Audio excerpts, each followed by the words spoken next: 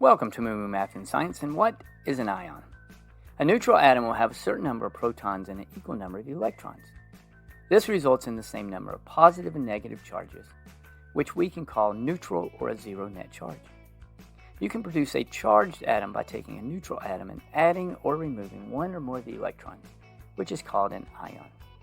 For example, a sodium atom has 11 protons in its nucleus and 11 electrons. If one of the electrons is lost, there will now be 12 positive charges, but now only 10 negative charges, so it will have a plus 1 charge. The sodium ion can be written as follows. A positive ion is called a cation and are produced, as I said, when one or more electrons are lost from a neutral atom. Helpful hint, think of a cation as a cat that has paws, for positive. Another example, magnesium will typically lose 2 electrons to form a 2+ cation. Neutral magnesium has 12 positively charged protons and 12 negatively charged electrons. When it loses 2 electrons, it now has 12 protons and 10 electrons, or a 2+ charge. When a neutral atom gains electrons, a negative charge is formed. A negatively charged ion is called an anion.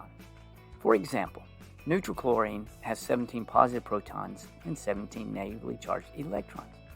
When it gains an electron, it now has 18 negative charges and obtains a negative charge and can be written as follows. Also, the naming of anions is slightly different than a cation. The suffix "ide" is used, so the chlorine anion would be now called chloride. Another example, neutral oxygen has 8 protons and 8 electrons. Oxygen can gain 2 electrons, which results in a negative 2 charge, or an oxide ion, which can be written as this. Ions are never formed by changing the number of protons in an atom's nucleus.